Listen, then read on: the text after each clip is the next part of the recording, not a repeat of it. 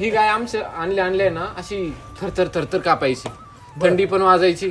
जसं milk charger वगैरे चालू केलं त्याच्यात खूप फरक पडले. हे पिल्लं ना हो, आधी थरथर कापायचे, वीक होऊन गेले सगळं ते त्यांचं सगळं ते जाऊ द्या. उतरलेली ही गाय आल्या आल्या लाल रगवी केली, लाल रगवी केली हिने. जेव्हा गाय घेतो ना आपण तर ते गायचं मोठे दिसण्यासाठी, पोट फुगण्यासाठी औषध देतात.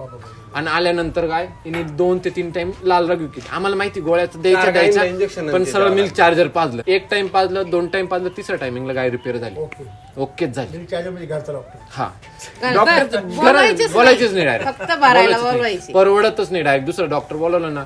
आमची गाय पहिल्यांदा काय व्हायचं, गोचाड्या खूप व्हायच्या. आता पण गोचिड असते पण इतकी नसते, 90% कंट्रोल आहे. तुमचं ज्यावेळेस काय मिक्सिंग होतं ना, सारखं नवीन जनावर मग तेच झालं, तिथे प्रसार करत राहतात. जुन्या जनावरांचा पूर्ण क्लिअर होतो तुमचा, पण नवीन जनावर प्रसार मग करतात. तेच झालं. आणलं का त्याला पहिली कावळी होती, पहा. हात त्रासले होते. आम्ही तेच करतो. हे असं काही झालं ना, त्याच्या आताच आम्ही पहिले मिल्क चार्जर देऊन टाकतो, म्हणजे ताण मिटून दिलं जातो. 2 वेळेस ना कुठल्याही आजाराचा आल्या आल्या तेच करतो. नवीन गाय आणल्या का लगेच डायरेक्ट. हा, आल्या आल्या कोणतीही गाय असो, आल्या आल्या पहिले जायचं.